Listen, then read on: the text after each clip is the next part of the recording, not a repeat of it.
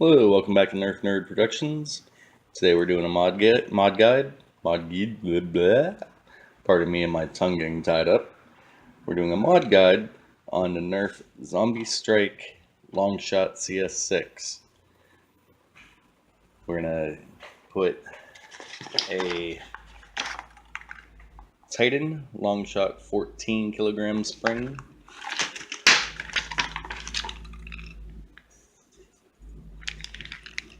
That comes with a new catch spring, heavier duty. That should be nice, help it catch. We'll Teflon tape up the plunger head, grease everything up. Probably see in the corner there, I've got a little something special planned for this. And sand down the logos, paint it up, get everything all put in. Get back to you in a moment once I get all of these screws out. Oh my goodness, there's a ton of them. So I'll get the screws out, take it open, and show you what the insides look like. One quick note, since the priming bar is already put together on this, I'm going to have to take a couple of flathead screwdrivers and attack it from either end, right underneath. Put it about an angle like that, that way you get leverage from this bar here. Second one from underneath, right about there, and then use both of them to do a motion like that, and it should just pop right off. Wish me luck.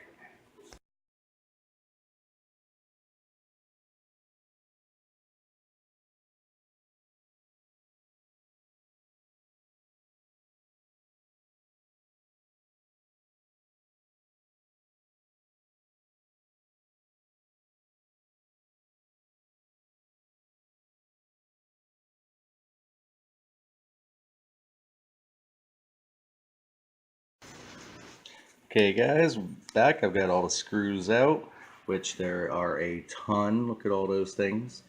There are two really long ones right there.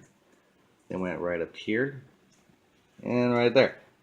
The rest of them are all these guys right here, same size. There are some internal screws with washers,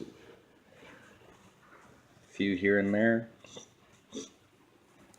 Go through real quick, show you where everything's sitting at. I don't know about you guys, but this always helps me with putting things back together, just in case you forget where something goes.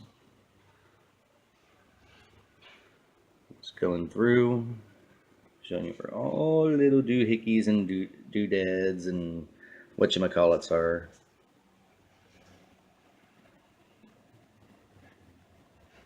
When we get done, everything should look about the same. If not, we're gonna have a problem. Which is why we're recording this. That way we can see where everything is. And where everything goes. Where does it go? Where does it go?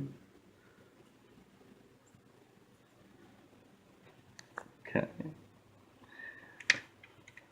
Move in on everything. Oh, and of course I knocked out the catch spring.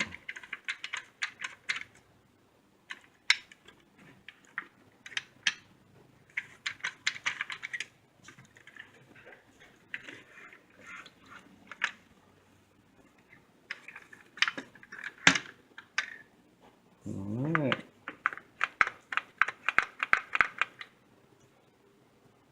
That's all that. Now I'm going to go it. Now, this piece right here is a mechanical lock. We're going to have to take that out.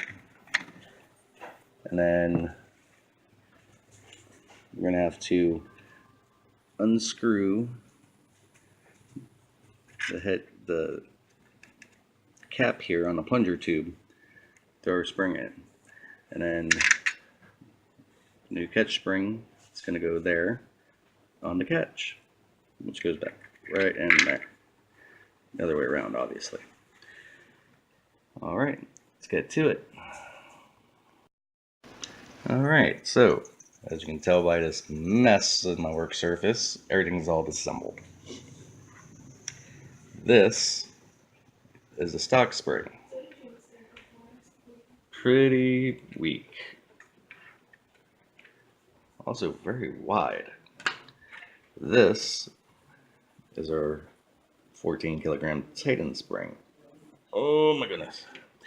Substantially thinner and stronger. It will fit on to the plunger rod, no problem. Don't worry about that extra little bit hanging off, as even the original has quite a bit there. A little pre-compression. One nifty little thing that I've just noticed though is if I decide that that 14 kilograms is not enough power, I can double them up and make a super beast. Right now I'm just going to try the 14 though.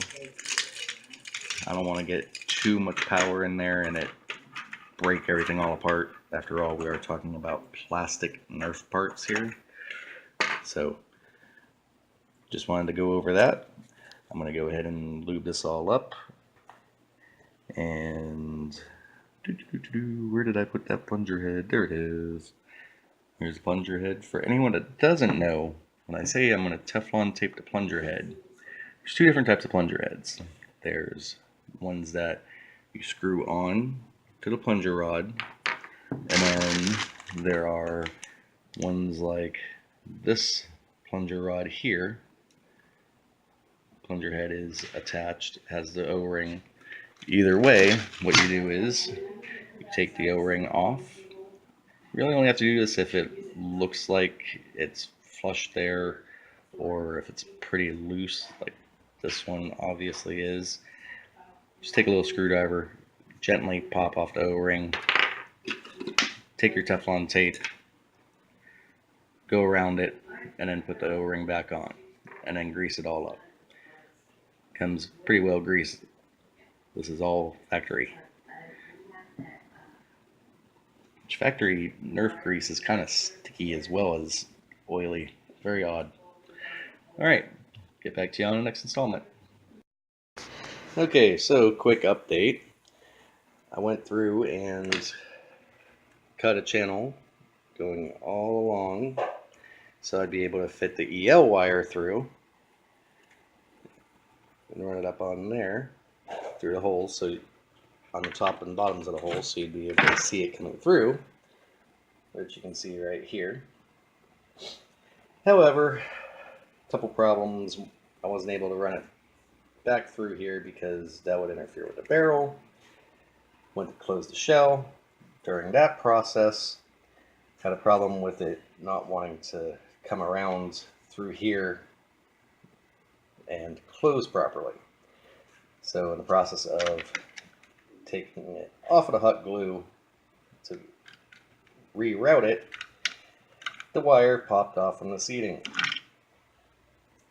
And I currently have no electrical tape or soldering wire, so that means I have to go and gut all that out, pull all the glue out, take the battery pack out, take all the wiring out, and this blaster will no longer have any lighting on it. It'll still be a cool project, however, not as cool as I was hoping. Later on down the line, I'll get some LEDs and put those in.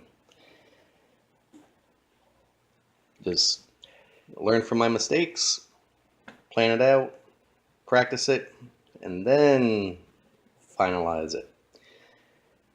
Yeah. I've already got a name picked out for this blaster. Very appropriate. I'll let you know about that later. Alright, on to the next part. Okay, so I could pull it all back, but it's not catching. So I'm going to have to pull one of the springs out and see if that'll help and see if it'll catch at that point. Because right now it's not going to fire. Alright, that's it for this segment.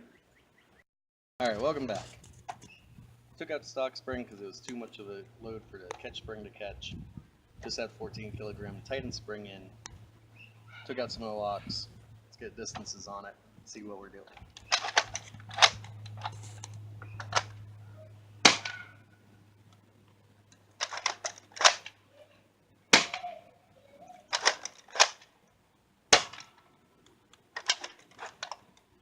Alright.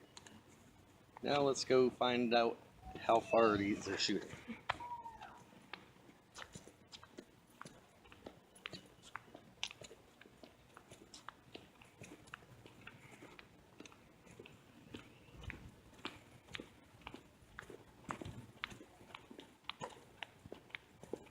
We've got some at around 70, 175.